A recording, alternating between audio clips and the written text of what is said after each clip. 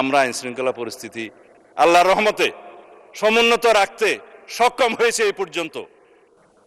আগে মহান জাতীয় সংসদ ছিল শুধুমাত্র কেন্দ্র, বিন্দু ছিল অন্য জায়গায়, অথবা এটা ছিল বিন্দু, কেন্দ্র ছিল অন্য জায়গায়, কিন্তু আমরা কেন্দ্রবিন্দুটা এখানেই রাখতে চাই। আমি এই জেনারেল আলোচনা এই জন্যই করছি, তথ্যভিত্তিক আলোচনা মাননীয় জ্বালানি প্রতিমন্ত্রী করেছেন এবং মাননীয় জ্বালানি মন্ত্রী করবেন। আমি জিজ্ঞেস করতে চাই, এটা যদি সংকট হয়, জ্বালানির কারণে কি মাননীয় স্পিকার বোরো চাষ ব্যাহত হয়েছে? 14 এপ্রিল পার হয়ে যাওয়ার পরে মাননীয় প্রধানমন্ত্রীর নির্দেশনায় তারপরে সহনীয় মাত্রায় জ্বালানির মূল্য বৃদ্ধি করা হয়েছে, আন্তর্জাতিক বাজারের সাথে কিছুটা সামঞ্জস্য রেখে আমাদের অর্থনীতি যেহেতু একটা সার্টেন মাত্রা পর্যন্ত সহ্য করতে পারে সেই রেঞ্জের মধ্যে নিয়ে এসছে, এবং জনগণের যাতে দুর্ভোগ সৃষ্টি না হয়, জাতীয় জীবনে যাতে আমরা সংকটে না পড়ি, সেজন্য একটা চেক অ্যান্ড ব্যালেন্স হিসাবে এই জ্বালানি তেলের মূল্য বৃদ্ধি করা হয়েছে। কোথাও 15 টাকা, কোথাও 20 টাকা, কোথাও 25 টাকা। পার্শ্ববর্তী দেশসহ পৃথিবীর বিভিন্ন দেশে কোথাও 50%, কোথাও 100% জ্বালানি তেলের এবং অন্যান্য জ্বালানির মূল্য বৃদ্ধি করা হয়েছে, ইনক্লুডিং ইউনাইটেড স্টেটস। এখন আমাদের প্রশ্ন হলো, কোনো মিল ইন্ডাস্ট্রি বন্ধ হয়েছে কিনা যদি সংকট হয়? কোনো কলকারখানা, চাষাবাদ, বোরো চাষ, স্কুল কলেজ, ব্যবসা বাণিজ্য সবকিছুই স্বাভাবিক চলছে, তাহলে সংকটটা কোথায়? হ্যাঁ, যে সমস্ত বিষয়ে প্রশ্ন উত্থাপিত হয়েছে, কোথাও কালোবাজারি হচ্ছে, কোথাও মজুদ হচ্ছে, কোথাও ধরা পড়ছে, কোথাও পাচার করার বিষয়ে কথা উঠেছে। হ্যাঁ, স্বরাষ্ট্র মন্ত্রণালয়কে অনেকে অঙ্গুলি নির্দেশ করেছে, কি করছে? এগুলো যে ফাইন্ড আউট করলো, এগুলো তো স্বরাষ্ট্র মন্ত্রণালয়ই করেছে। এটা র্যাব করুক, পুলিশ করুক, অন্য বাহিনী করুক, বিজিবি করুক, স্বরাষ্ট্র মন্ত্রণালয়ই তো করেছে। পুলিশের কাজ তো আর জ্বালানি মন্ত্রণালয় করতে পারে না।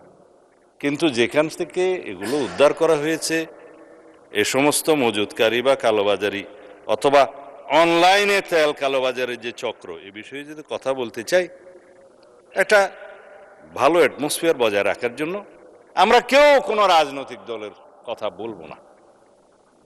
কারণ কালোবাজারির পরিচয় কালোবাজারি, দুষ্কৃতিকারীর পরিচয় দুষ্কৃতিকারী। যদি অতীতের মতো আমরা আগের কালচারে ফেরত যাই, যে আপনার রাজনৈতিক দলের এই কর্মী করেছে, বিরোধী দলের এটা করেছে, অমুক এটা করেছে, সেই কালচার তো আমি যেতে চাই না মাননীয় স্পিকার। সুতরাং আমরা এখানে দোষারোপের কোনো রাজনীতি দেখছি না। ধন্যবাদ জানাই মাননীয় বিরোধী দলের নেতাকে যে আপনি আলাপ আলোচনা করতে চেয়েছেন, সরকারি দল বিরোধী দল মিলে যদি কোনো রকমের সংকট হয়, এবং সেই ক্ষেত্রে জাতীয় ভিত্তিতে, জাতীয় ইস্যুতে সবসময় আমরা এক থাকব। যেমনভাবে আমরা এক থেকেছি বিগত ফ্যাসিবাদী স্বৈরাচারী বিরোধী যে আন্দোলন, সেই আন্দোলনে যে জাতীয় ঐক্য আমাদের মধ্যে গঠিত হয়েছে, সৃষ্টি হয়েছে, সেই ঐক্যটাকেই শক্তিতে রূপান্তরিত করে আমরা এই নেশনকে এগিয়ে নিয়ে যাব, জাতিকে এগিয়ে নিয়ে যাব। সেখানে আমরা একমত। এই ইস্যুগুলো সাধারণত এইভাবে জাতীয় সংসদে আলোচনা কখনো আগে হয়নি মাননীয় স্পিকার। আমার অন্তত সংসদীয় রাজনীতির ইতিহাস আমি দেখেছি, বিগত দিনে কোনো সেশনে একটা বা দুইটার বেশি মুলতবি প্রস্তাবও আলোচনা হয়নি। 68 বিধিতে খুব রেয়ার আলোচনা হয়েছে। কিন্তু আমরা এই জাতীয় সংসদের আলোচনাকে অর্থবহ করতে চাই। এই আলোচনাটাকে শুধুমাত্র আলোচনায় টকড আউট করে দিতে চাই না।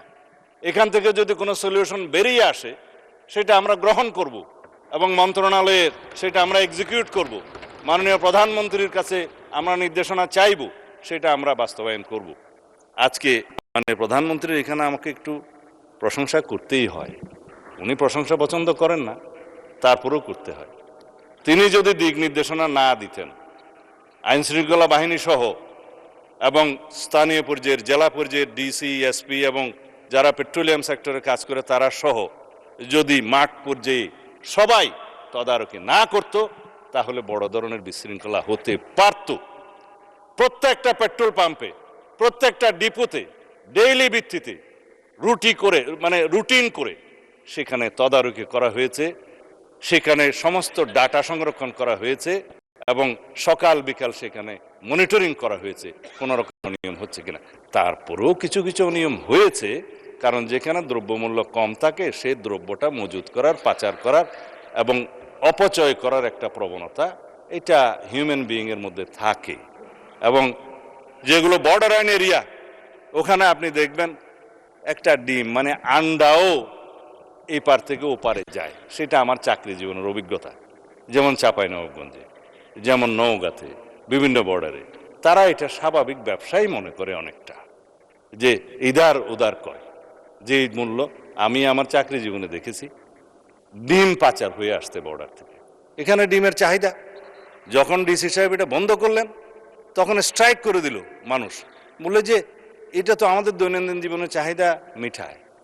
তখন টেকনিক্যালি সেটা অ্যাভয়েড করা গেল। এগুলো আমি ইন্সপায়ার করছি না, এটা স্বাভাবিকভাবে যে দেশের যে বর্ডার এরিয়াতে যা কিছু দ্রব্যমূল্য কম থাকে সেটা পাচার হয়ে যাওয়ার একটা টেন্ডেন্সি থাকে। কিন্তু আমরা সাকসেসফুলি দুই একটি এক্সেপশনাল ঘটনা বাদে আমাদের জ্বালানি তেল বা অন্য কোনো কিছু পেট্রোলিয়াম জিনিস বা সিলিন্ডার কোনো কিছু পাচার হতে দেই নেই সাকসেসফুলি। অবশ্য স্বরাষ্ট্র মন্ত্রণালয়ের কৃতিত্ব কোনো সরকারের সময় কেউ স্বীকার করে না, কারণ যত দোষ নন্দ ঘোষ। এখানেও তাই হয়েছে, যা কিছুই হবে স্বরাষ্ট্র মন্ত্রণালয় কি করে। স্বরাষ্ট্র মন্ত্রণালয় যেই উত্তরাধিকার সূত্রে যা পেয়েছে সেটা আপনারা জানেন। আমরা আইন শৃঙ্খলা পরিস্থিতি আল্লাহর রহমতে সমুন্নত রাখতে সক্ষম হয়েছে এই পর্যন্ত। যেই ইনফ্রাস্ট্রাকচার, যেই জনবল এবং যেই পুলিশ কাঠামো এবং যে আইন শৃঙ্খলা বাহিনীকে নিয়ে আমরা যাত্রা শুরু করেছি, সেই অবস্থায় এর চাইতে বেশি কিছু কি আপনারা আশা করতে পারতেন? এখন আমরা এই পুলিশ বাহিনীকে মোরালি স্ট্রং করার জন্য আমরা মোটিভেট করছি, তাদেরকে ওয়েল ইকুইপড করছি, এবং আমরা যে সমস্ত যানবাহন ধ্বংসপ্রাপ্ত হয়েছে বিগত মুভমেন্টের সময় সেগুলো পরিপূরণ করে এবং আমরা একটা স্ট্রাকচার রেডি করে জনবলগুলোকে আমরা সঠিকভাবে যাতে আইন শৃঙ্খলা নিয়োজিত কার্যক্রমে সঠিকভাবে ব্যবহার করতে পারি, জনবান্ধব এবং পাবলিক ফ্রেন্ডলি যাতে একটা বাহিনী হিসেবে এস্টাবলিশ করতে পারি, সেই জন্য কাজ করছে মাননীয় স্পিকার।